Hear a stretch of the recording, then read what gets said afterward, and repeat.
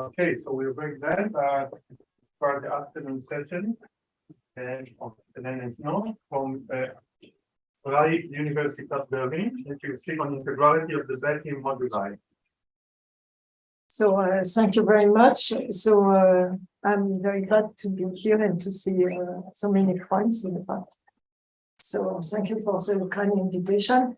And some of you might be aware of the fact that even though my work has nothing to do with humanity, but it does have to do with one key point which has been used by notably by Jonathan and by Jacob and Anand in their work on the Andre-Haute conjecture. And what I'm going to present here, which was my own work jointly with Michael Gruchenik from the University of Toronto.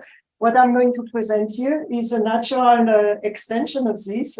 That's the natural next step, but on the Betti side, so you won't see any crystallinity property. And this is joint work with Johan Leon from Columbia University. So I was just 3 months there to give the Allenbeck lecture, so we had ample time to discuss. Now, our audience here is quite diverse, not quite in the political sense in our days, but in fact, not quite at all. But it is mathematically, so I will try to be as broad as possible. So let me start with the first theorem, and I'm going to use as little technical words as possible. So nonetheless, I have to start with a smooth quasi-projective variety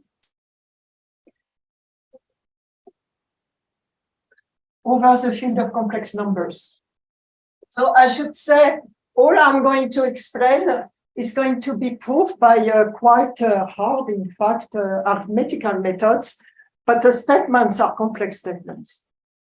And we fix ourselves a natural number, R, and we fix ourselves two invariants. Or maybe I should say one thing is that, as we know, when we do complex geometry, there is one big unknown. That's a fundamental group. We don't really know the structure of the fundamental group of a complex variety. We know some little abstractions, but not much. It is true that it's a group of finite presentation. And because the complex point of this variety here is a finite CW complex, and it is true that any finitely presented group is a fundamental group of finite CW complex. But we don't know what abstractions we have for a finitely presented group to be the topological group of a complex algebraic variety. And in fact, you can also understand this lecture here. As I said, there is no crystalline side in what I'm going to explain. You can also understand the lecture here as a way to show that there are completely new kind of abstractions for a finitely presented group to be the topological fundamental group of an algebraic variety, which are coming from arithmetic and not from hot theory, at least not directly from hot theory. Maybe at some point we will make the bridge, but we are not that far. So we fix an R here, and we fix a character, so a rank 1 local system, which I'm going to denote by curly L here with finite monodromy. So it is scaled by a finite étal cover of our variety.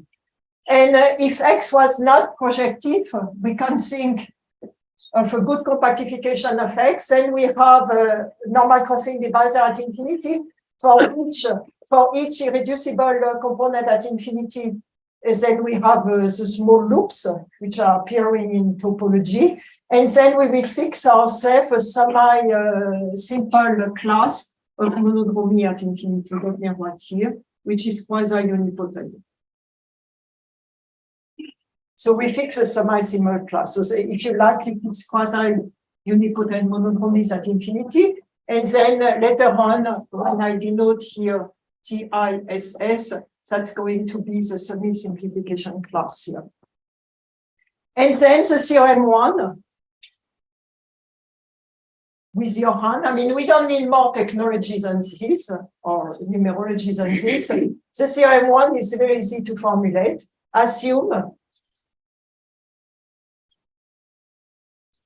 Wait, okay. The semi-simple class, I can't maybe read it, but it's Maybe you come here and then I can make the answer. Yeah. so I'll just walk. So assume we have a local system which is defined over C and which is irreducible. And which has this determinant.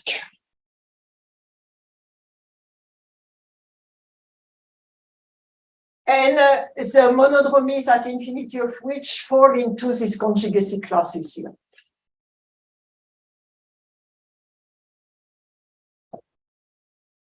And then the conclusion, which was quite surprising, even the formulation, I hadn't seen any such formulation before. The conclusion is that for any prime number, usually it's called L. Maybe in the course of the lecture, you will see why I don't denote it by a P. So for any prime number, there is an L-adic local system. Let me denote by L here. So this is an L-adic local system.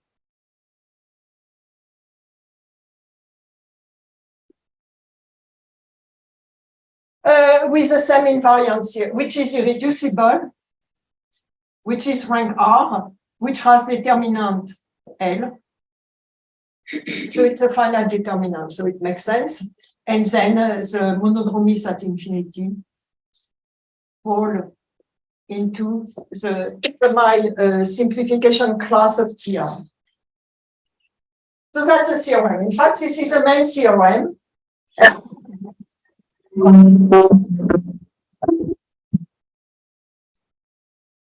Which, because we have many of those now.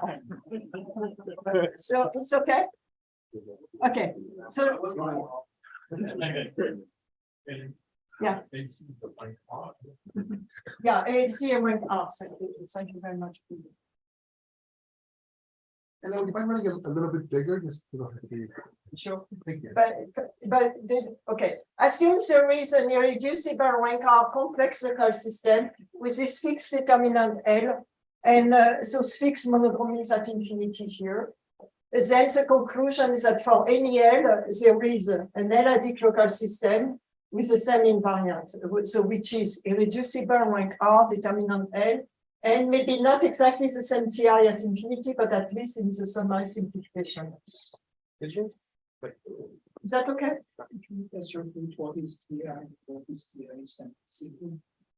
So TI is a conjugacy class of a quasi-unipotent matrix, and TI is semi-simple. This is just the semi-simplification of it. Assumption, I mean, I will come to this. Okay. So to have an irreducible local system of a certain rank is not a rare assumption, right?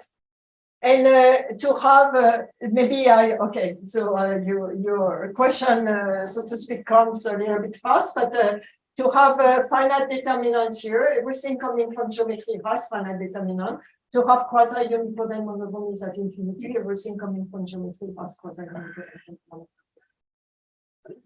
Okay, so it looks it's bizarre, right? As a theorem, it's not quite a standard formulation. Let me now, in the theorem, you have this part here. And I started the lecture by telling you we don't know what groups, abstract group, finitely presented group, are fundamental, topological fundamental groups of complex varieties. So if I want to think of this problem, I have to erase this condition here. Because if you just give the group, an abstract group, you don't know exactly what elements in this fundamental group will ultimately come from monodromies at infinity of something if you pose a question under which condition your group comes from geometry. So you can pose a stupid definition here. And let me call this property here weak integrality property. So this is I say that this X if I fix X, R, L, and the TI, it has this weak integrality property. I will do the same thing if I discard the X, I discard the TI, and I just look at a profinite group, finitely presented group.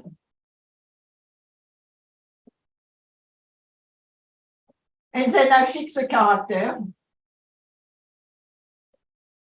So it's fixed, and I fix a rank. And then again, I will say it has a weak integrality property.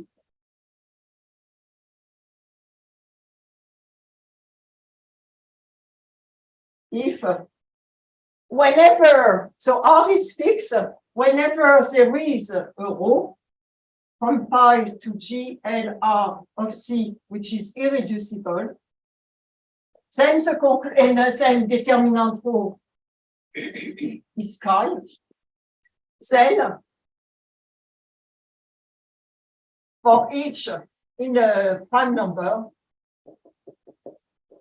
there is a row L from pi to GLR CLR, which again is irreducible, and determinant rho L is L.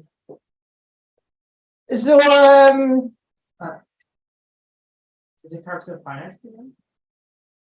the character is finite, yeah. Thank you very much. Finite. Thank you very much for the introduction. So you see clearly this weak integrality property here is part of the theorem, but I have discarded X, I have discarded the infinity because I don't have any infinity. Nonetheless, the corollary will be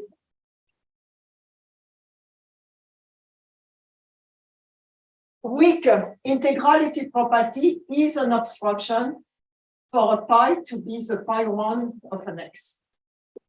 So weak integrality property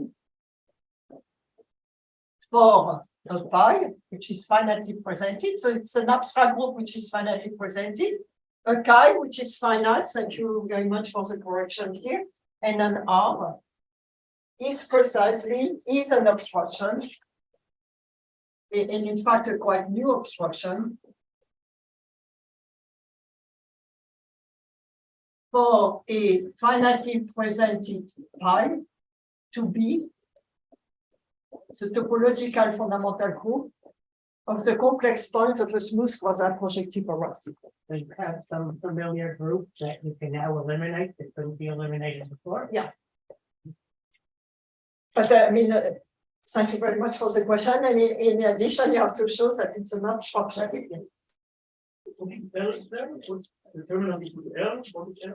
This is chi here, because here it was a local system, but you're right.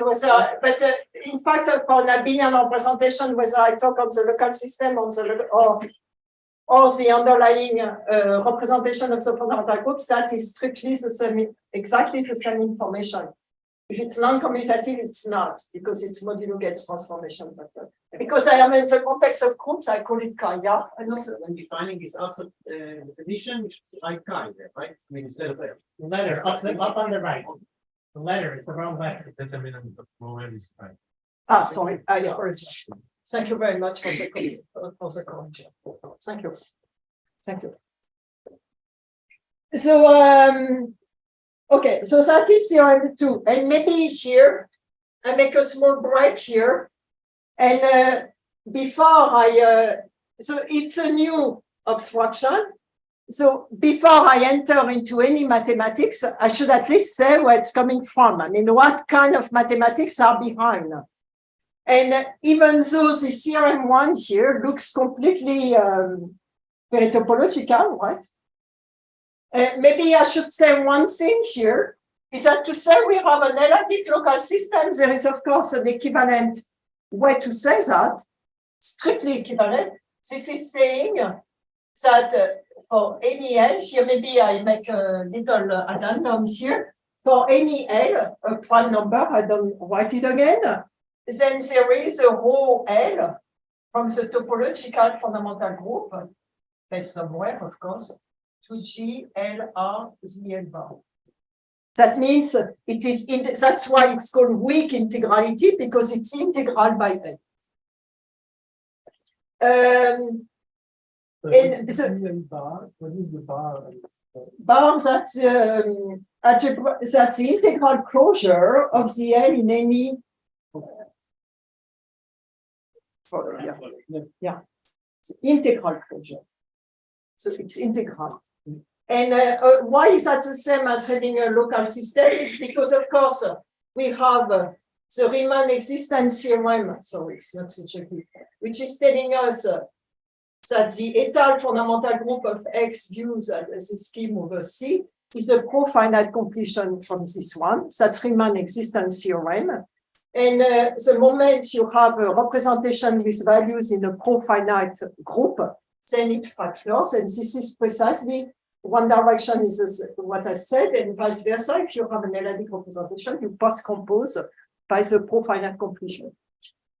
So before I proceed, let me tell you that theorem 1 here, and consequently theorem 2 plus the existence of an example, but I come to the example. Theorem 1 is a consequence of two, there's some work to come there, but the main inputs, deep inputs, are both coming from the Langlands program. The first one is coming from the Langlands program via Delin's. So now let me call it the Langlands program for the function field case by Delin's conjecture on the existence of companions, L-adic companions, for a smooth normal variety is defined over a finite field. There is do you have a question? I'm sorry, yeah. In the definition, Yeah. the ends, the dimension of the representation rho. The representation rho and the representation rho L. Are they related in any sense, or just they exist rho L? Maybe No. Yeah, thank you for the question, but you are too fast. It's coming later. You will see how to construct the rho L, and they are not related to the initial datum. That means the rho. In particular, I cannot write the subscript. Is it the same? No, it is not. If I could take the rho and then put a subscript and said that's the one, that would mean that the rho itself is integral. That would imply the rho itself is integral. But we. That's the same rank. Yeah, same rank. Yeah, sure. Did I forget that? Yes. R and those blocks. R is part of the initial. That's the same R. Yeah, of course, that's the same R. So now I was about to tell you where it's coming from. The first one here is Delin's conjecture, the existence of the L-adic companions of a variety defined over a finite field. Delin conjectured it for normal varieties. Unfortunately, we do not know that. And that has been proved by Laforgue in dimension 1, generalized by Drinfeld in higher dimension under the smoothness assumption. And that's the reason why here I have to assume smooth, otherwise the program would go through. And or the method we have would go through. And this, what does that say? That says that whenever we have over a variety defined over a finite field, now we think of this variety, we pull back to FP bar, let's say FQ is a finite field. We go back to the algebraic closure, and we have an L-adic local system, which is simple. Then we have the Chebotarev theorem, which is telling us that this L-adic local system, because it is simple, is recognized uniquely by the characteristic polynomials of Frobeni at close points.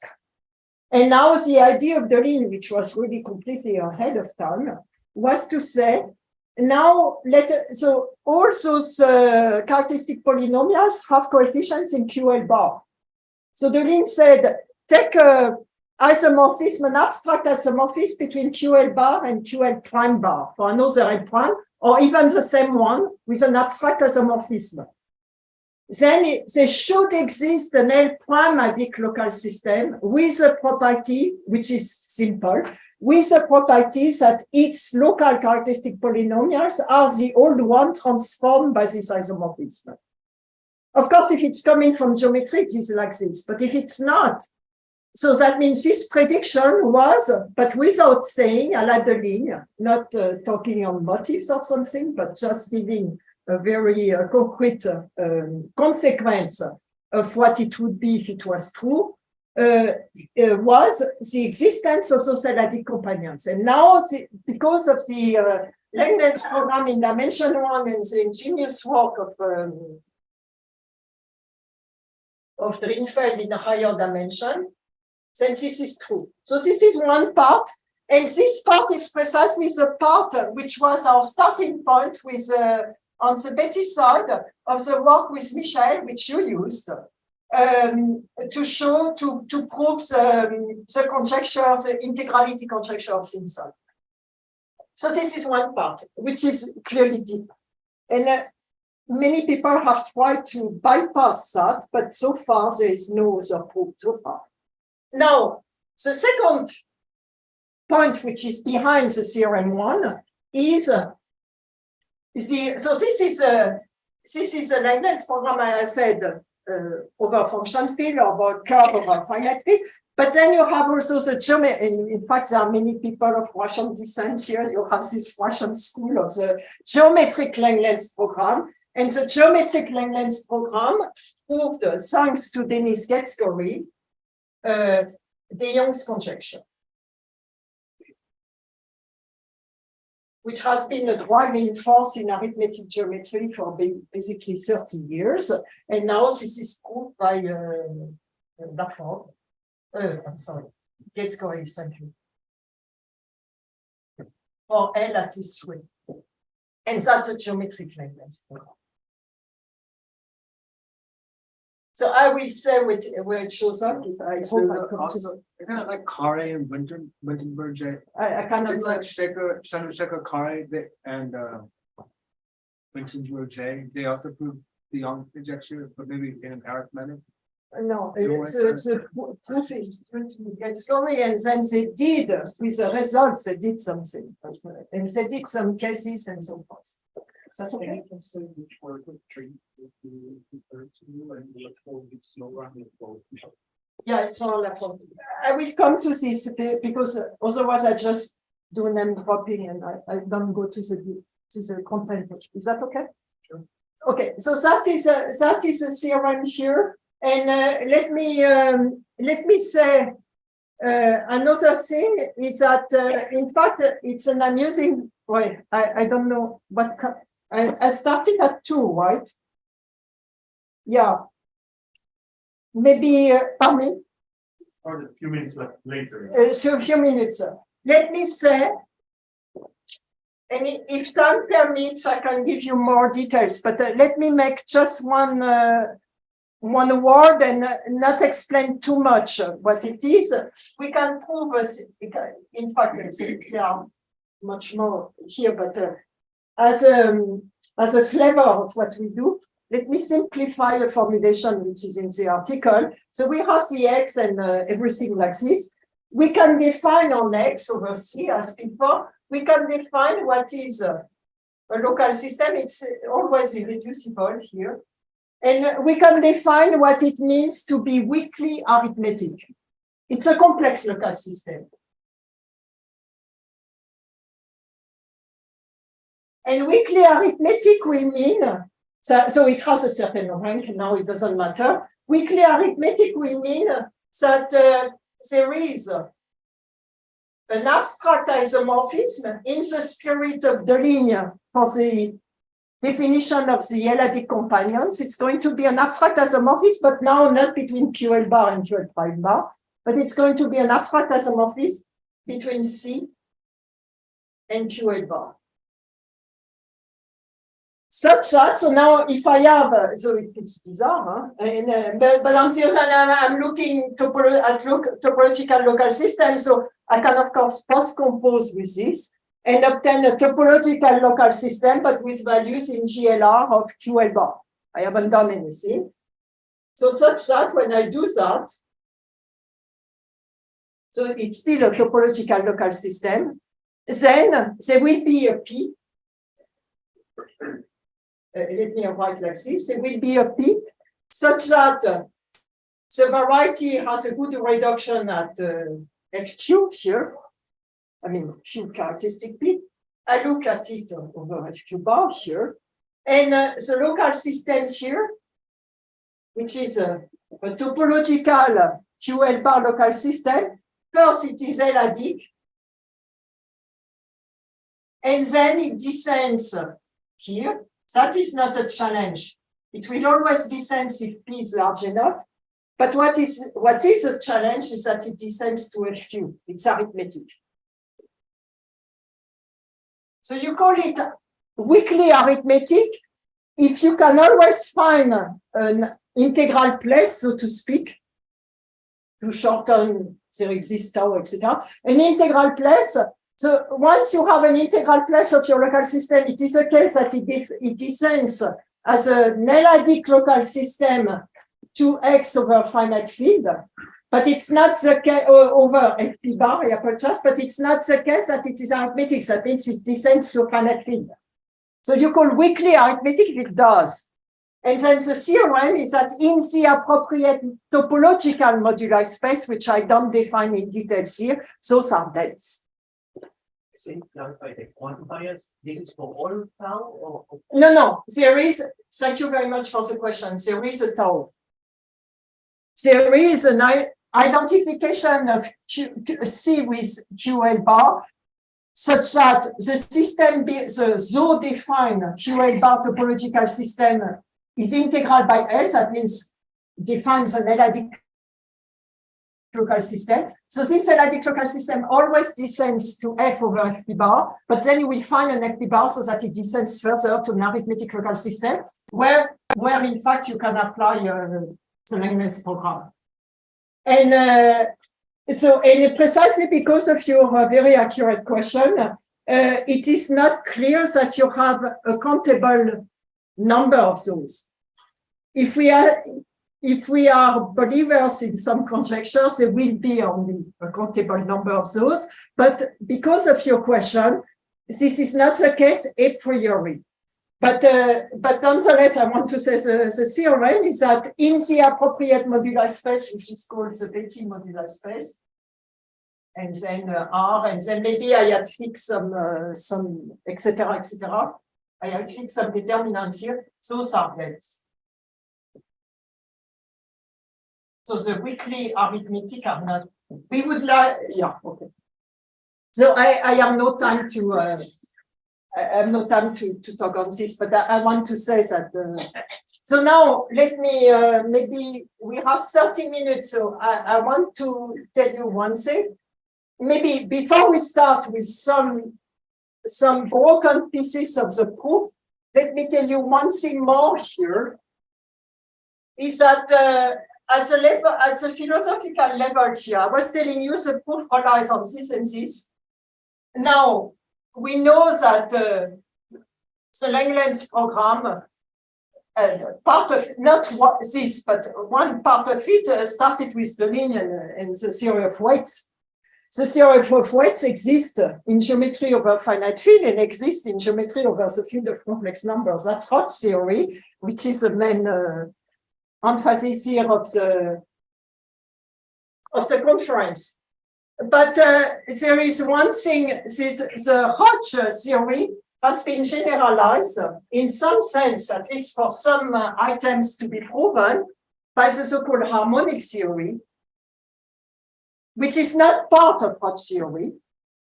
And let me say one thing, for example, the fundamental, you have two fundamental theorems in complex geometry, which have been proven via the harmonic theory, which could not be proven by Hodge theory. One is that if you have a morphism between two smooth or normal varieties, you take a simple complex local system. On the target, you take the inverse image. Theorem, it is semi-simple.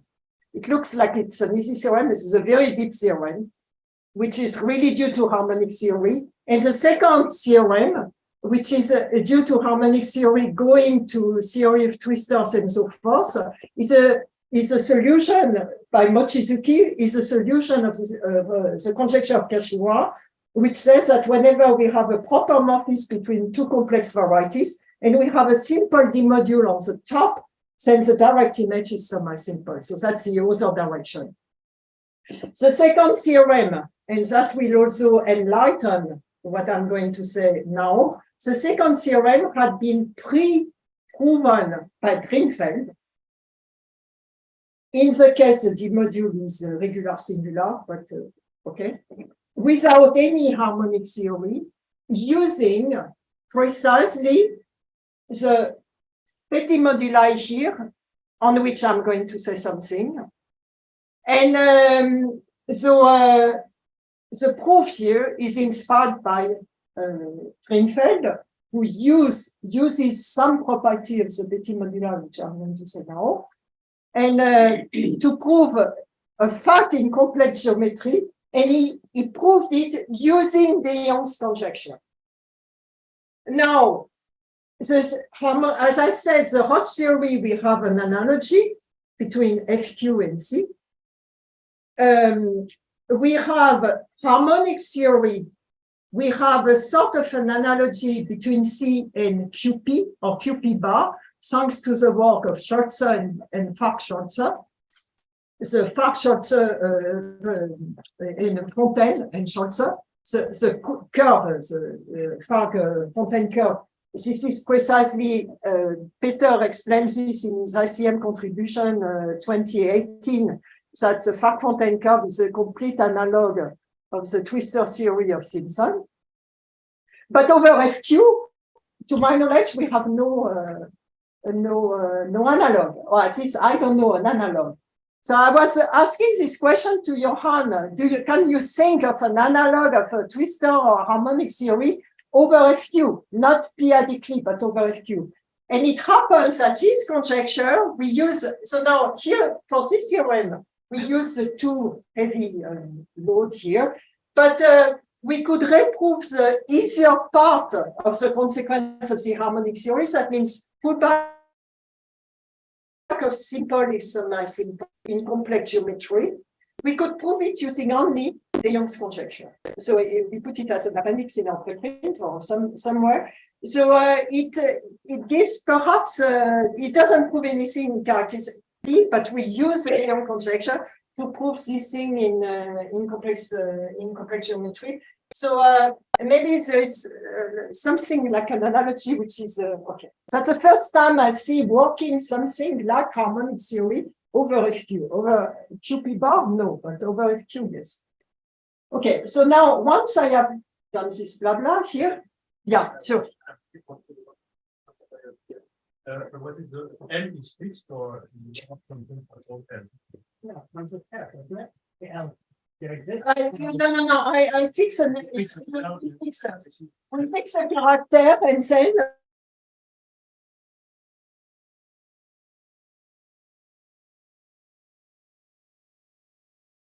the weekly arithmetic.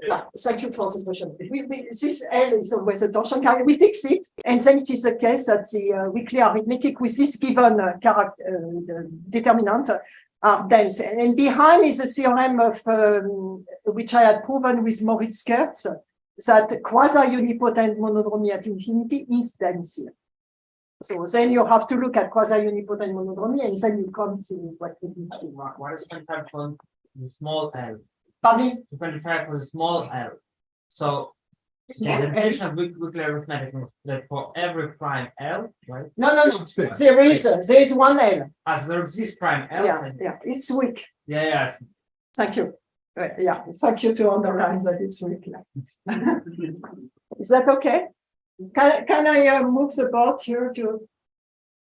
So now let me use this theorem once here. I could before I move the board here. Then I can improve here. I could say for any L prime, there is an LL which comes from an arithmetic which comes from x FQ for some FQ. So this is an improvement. Okay, and that's in this shape I'm going to put. This gets a concept. Okay, so sketch, or if you like light pattern.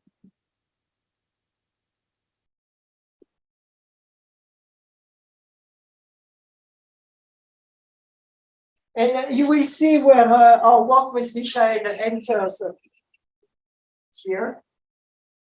And yeah, I just give a sketch and then I tell you we can really improve theorem 1 for a larger class of not only one local system, but we can look at dense dense monodromy local system. We can look at infinite family of local system. So the proof is like this. The first thing is that the functor I was saying, I mean the functor from rings. You fix R here. The functor from rings to what should I say here? Local system. Which are assigned to a ring here, a local system. So that's a topological fundamental proof here. So maybe I should say it's a complex point here.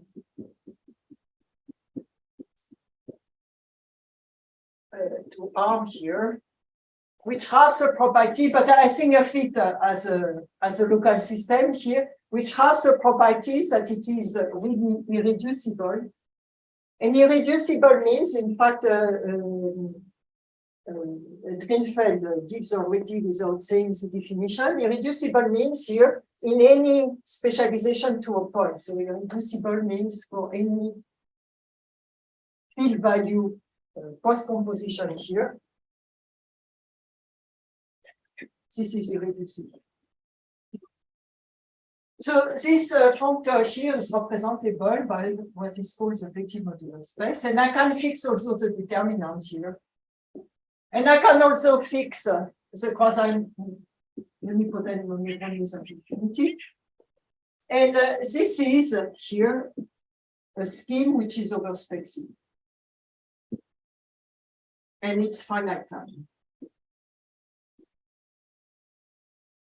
I mean, a priori, it's an algebraic space, blah, blah. But because it's irreducible, it's really a scheme of finite time. And now our assumption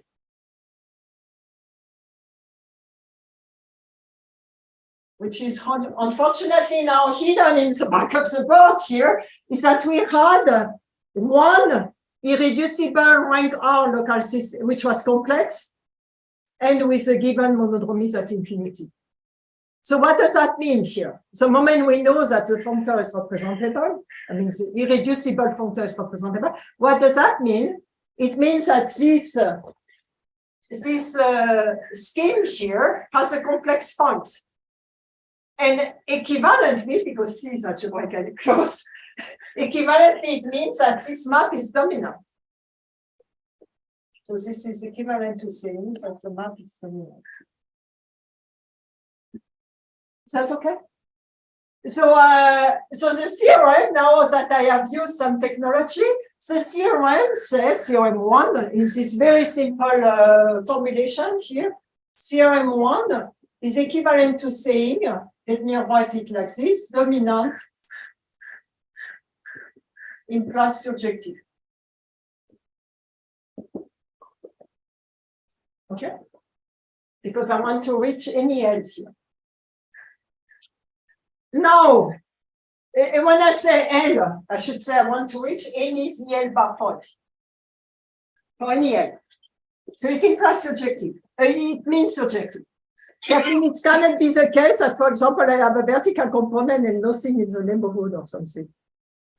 But here we know it's dominant, so we have only finite infinite traces to study. But in fact, the proof doesn't go with those precise finite infinite traces. So now the proof goes like this. Now we do algebraic geometry as a first step. It's a map here which is dominant. Now by generic smoothness, it will be the case that the morphismic set restricted to the underlying reduced structure will be generically smooth. So we have here generically smooth. that okay? So this means that if I take a point here of characteristic L, really characteristic L, then this point here, for L large, if you like, this point will have the property that the fibers here, the underlying structure will contain smooth point of the morphism, the underlying reduced structure. So we take the L and we look at the fibers. So the fiber is over FL bar. But the underlying structure will, reduced structure, will contain smooth point of the morphism. Now, so what is an FL bar point here? Now I take one point here, one of those smooth points. Let me call it X in the fiber. What is such a thing? By definition, it is a local system with values in GLR FL bar, which is irreducible by definition of the functor. Now you have Mazur's deformation space of it. So Mazur's deformation space of this residual, usually it's called residual representation with values in GLR FL bar, is precisely the formal scheme which has the property that its ZL bar points are lifts of this residual representation. Now, there is always a confusion in the literature, in the terminology, because people, we are talking on local systems here. People talk on residual representation. The residual representation is not well defined. Only its semi-simplification is well defined. The residual representation itself of a local system is not well defined. It is if you fix the lattice. But because it's irreducible and absolutely irreducible, then it is up to conjugacy. So Mazur's deformation space exists, and a simple computation equates this deformation space again, which is a formal scheme. Again, with the residues, this one, it equates the formal completion of our modular space at the point X, at the close point X. Little x is a close point of this scheme here.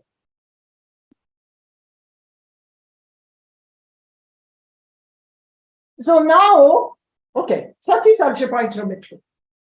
But now, this we have taken, here I can do that for any x. I don't have to care what x I take, but now I do care. I took a good x, which on the underlying reduced structure was smooth. So that means because of this, the underlying reduced structure here is smooth. Now, and that again, I mean, this theorem, by the way, published in the Israel Journal of Mathematics, the theorem of Johann de Jong, not theorem, de Jong's conjecture, I apologize. I'm not going to formulate it precisely. It's a bit technical, not that much technical, but one of the main consequences of de Jong's conjecture is that it implies that not only I do have lifts here, because the scheme is smooth over the L bar, so it is smooth over the L bar, but you have arithmetic lifts. There exist arithmetic lifts. So there exists, if you like, the L bar points, which now I bypassed. I'm sorry. I bypassed one step. Maybe I apologize. Let me erase here and redo the step. I apologize. I apologize. So here we are here. So again, so L, I have taken L, and in particular, I will take L at this sweep, such as to be able to apply Gates theory. Ultimately, but I have to say how I apply Gates theory. So now this L is defined, this residual representation has finitely many primes appearing in the order of the fundamental group, because the fundamental group is finite. So I will take any P now, which has a property that it is foreign to those finite number of prime numbers. And in addition, such that X has good reduction, and if I look at a good compactification, it has a good reduction of the good compactification. So let me just say P large enough. But when I say P large enough, in fact, I have an open of such P. You know, X is defined itself over a ring of finite type over spec Z. I have a non-empty open of such P. But I don't write the theorem so precisely, so it doesn't matter. So I take such a P, and now it is a case by Grothendieck specialization, existence of Grothendieck specialization homomorphism together with the fact that Grothendieck specialization homomorphism is an isomorphism on the on the P prime part of the fundamental group, then it is the case that my residual representation is going to factor through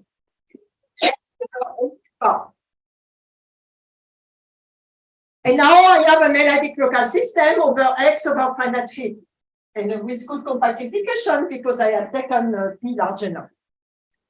And now I am sorry, I was too fast. Now I can apply de Jong's conjecture because now I'm looking at this deformation space here, and I know the de Jong's conjecture, I mean the corollary, is going to tell me that there is an arithmetic ZL bar point on DF ZL bar X. So over, so that means which is defined over F. So it's really it's very deep. I mean, it's very deep. Okay, now we have this one. And but now, so that is, as I said, this is the second part I'm using, which is not only algebraic geometry. But now we have an analytic local system which is arithmetic.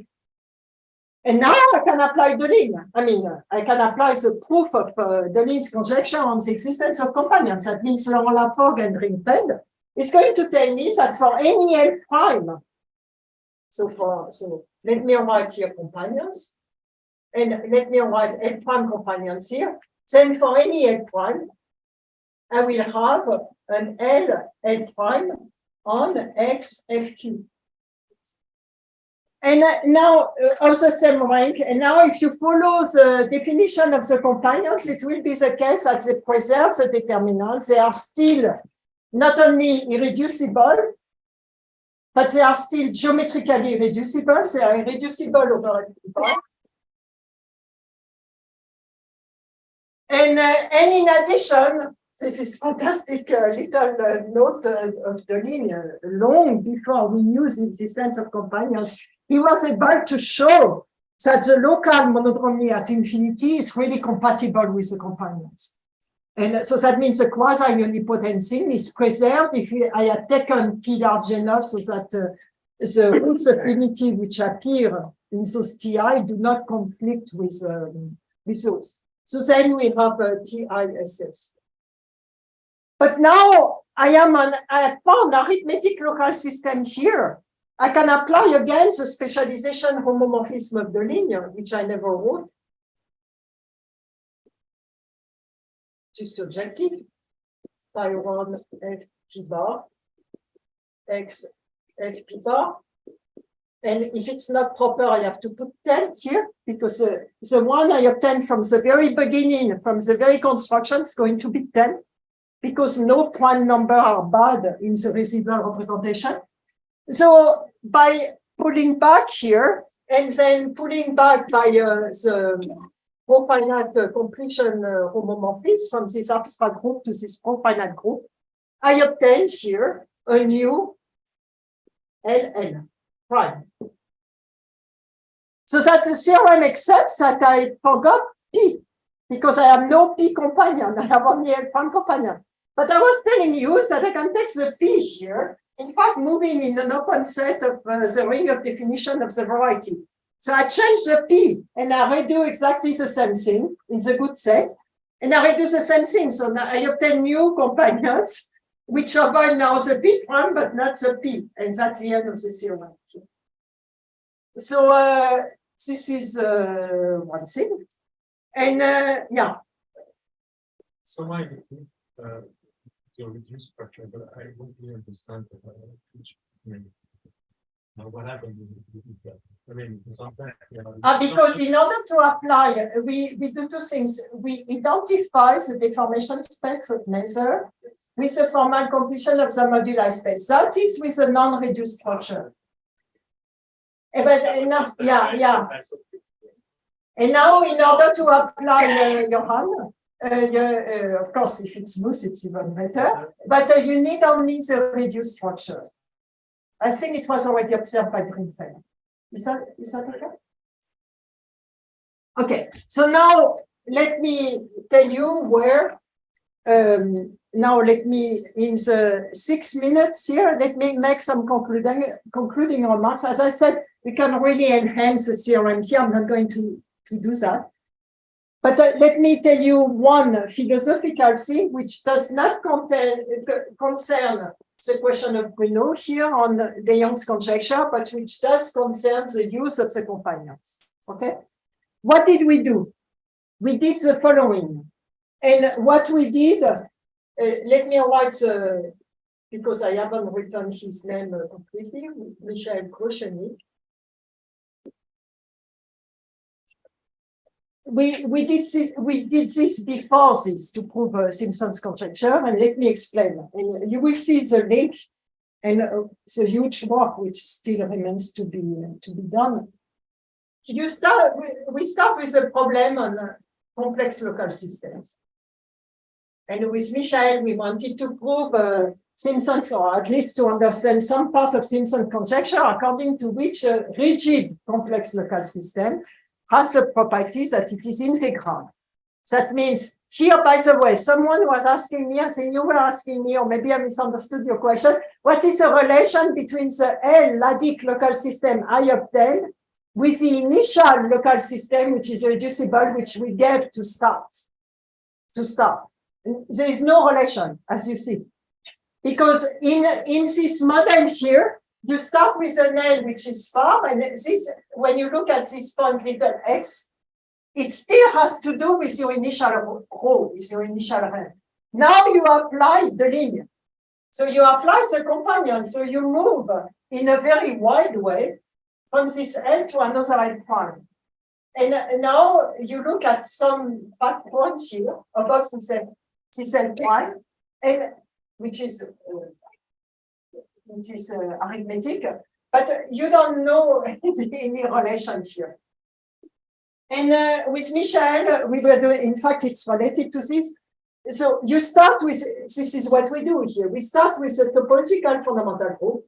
Now we apply Riemann existence theorem here. So that's the finite completion. And now we apply protonic specialization for a good place of the scheme here.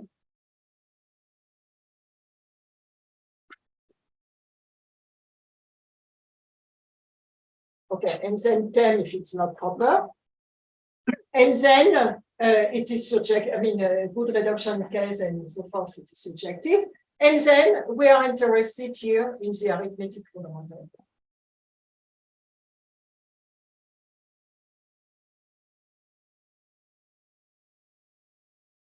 So we have a problem on representations here. And we can solve it only if we are able to go here. But what does that mean, solve it? That means we arrange, for the problem of a rigid local system and the solution to Simpson conjecture, not a complete solution, and I come to this. We manage, for example, here, in our situation and in the earlier situation for rigid local system, we manage to go from a representation here to a representation here.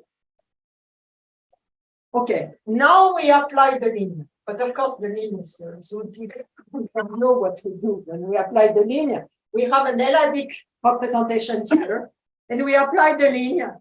By a miracle, we obtain an L'-adic representation with the same local information.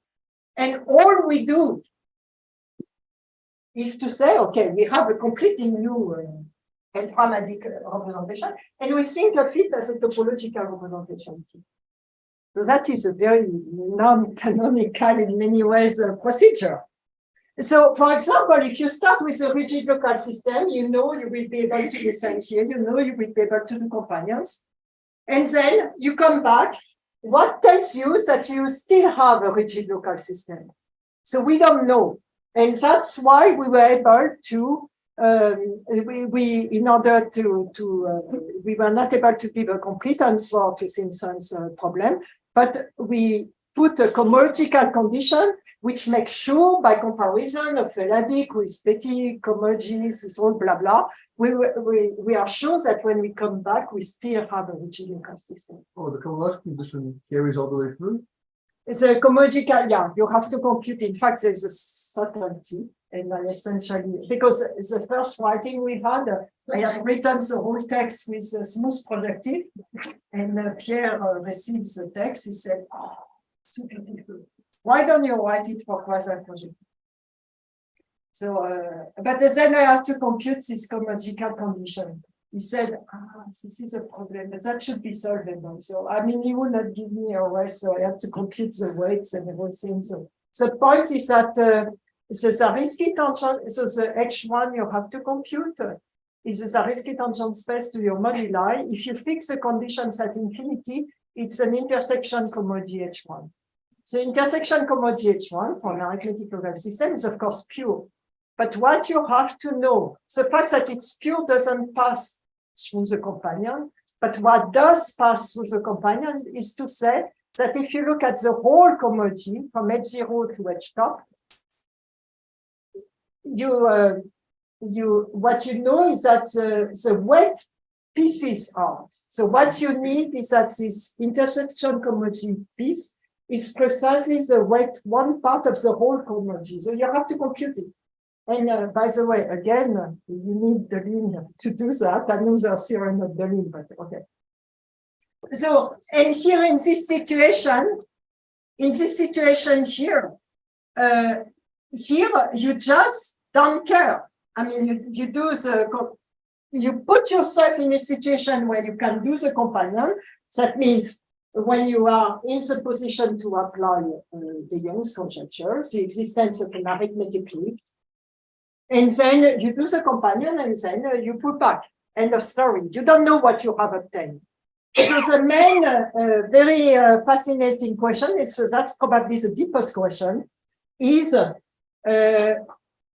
if you remember we have our moduli, which is here. What I'm just telling you with this diagram here is the following thing, that if you take over C, the zero-dimensional component, and you do this procedure with a companion, you don't know in general if you don't have this cohomological, or I don't know, if I don't have this cohomological condition, you don't know that this procedure is going to preserve the zero-dimensional component. So the natural generalization, so far, no one was able really to tell me, or not even Carlos himself, what is the generalization for non-rigid local system of this fascinating conjecture. But a very natural generalization is inside of this moduli, you take the union of the d-dimensional components for some d. For example, d equals 0, and then you ask whether the companions I mean, you have to define, but basically I define, preserves this, or maybe preserves for L very large or something, or P very large. And we don't know. So what we do here is so to speak, a baby version of that. We take the whole moduli. The whole moduli, of course, it's preserved. Nonetheless, it has some consequences which were by far not understood before. I think I stop here, and I hope you could see also the contribution behind the scene of Michel Cruchet. Thank you very much.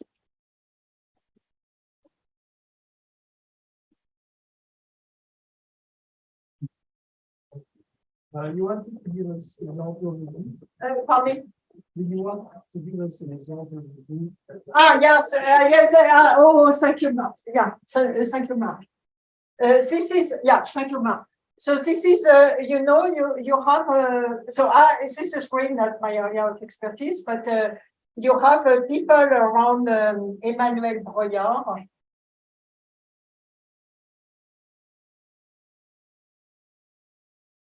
Plus also people at any rate, there is one name here, this is Barjou, and now I think it's Aiguille, right?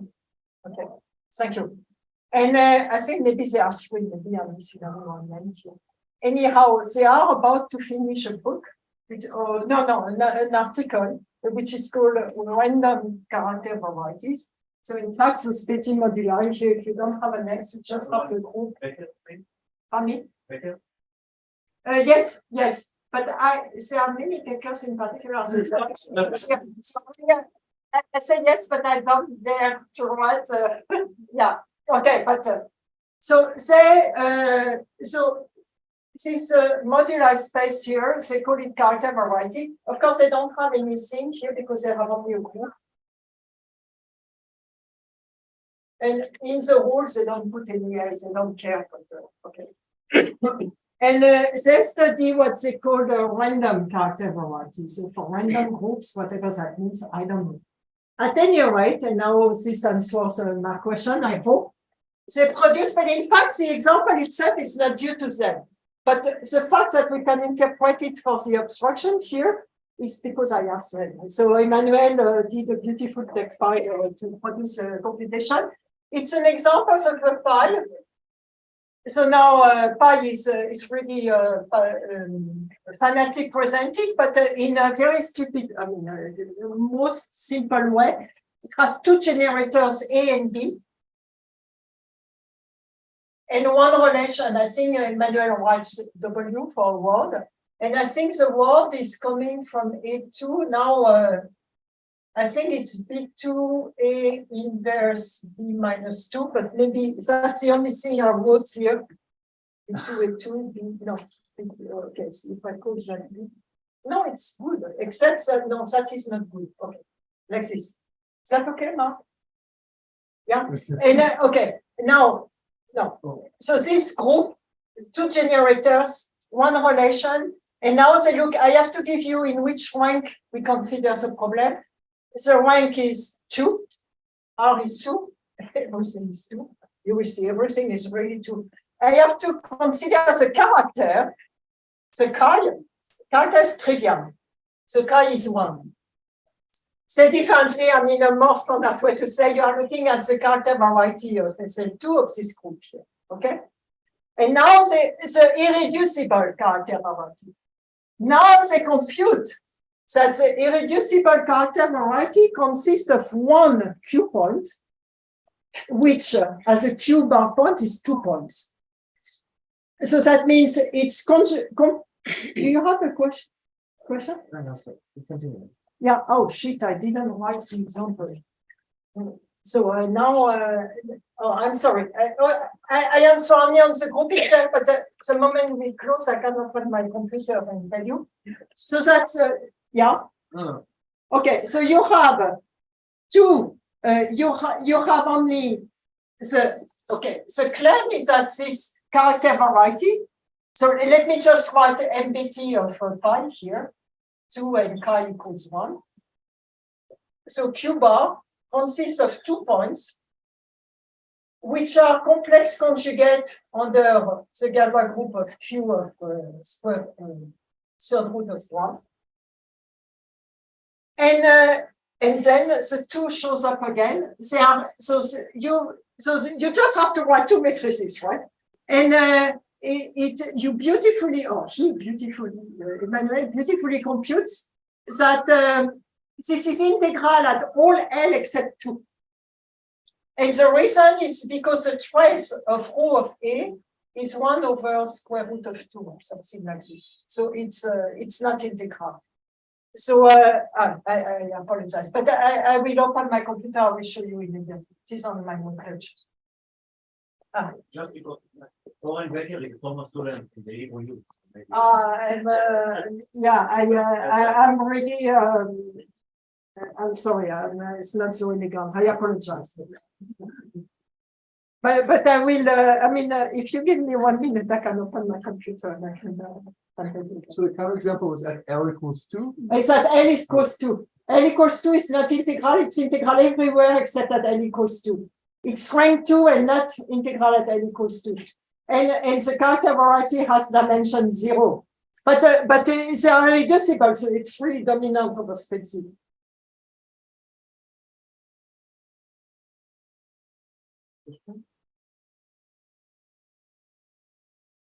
Very much.